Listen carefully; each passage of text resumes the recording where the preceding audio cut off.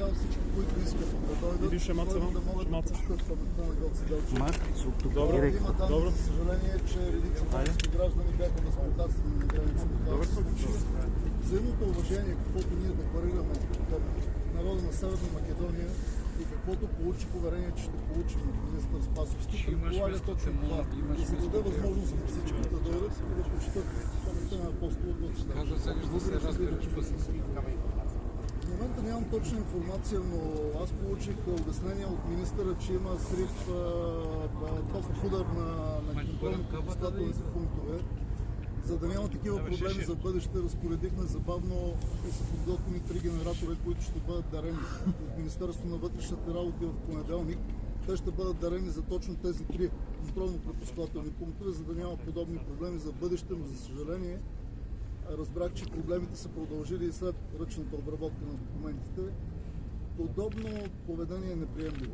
Мисля, че то не съответства, пак казвам, на нагласите, на настроенията на нашите два народа, където няма сянка на каквото и да е негативно отношение и няма причина за подобен род провокации.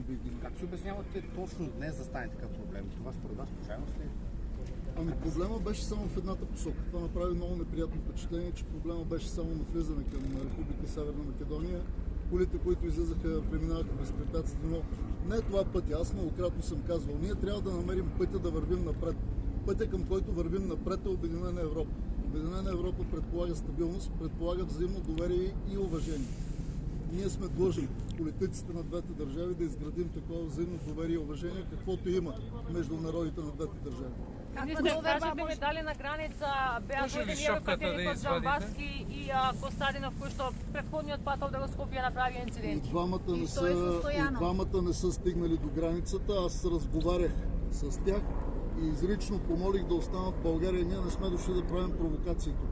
Дошли сме да отдадем почет на паметта на един апостол, а не да създаваме провокации и напрежение, така че и двамата се намират в България и не са правили опити да преминават границата. Да сте ви послушали, като се посъветвате и да не влизат в Република Северна. Точно така, защото според мен това е правилният път. Ние не бива да се поддаваме на провокациите. Целта на тези провокации е да ни разделят. Ние нямаме повод да се разделяме. Ние сме съседи, ние сме народи, които традиционно се уважават. И така трябва да продължим напред.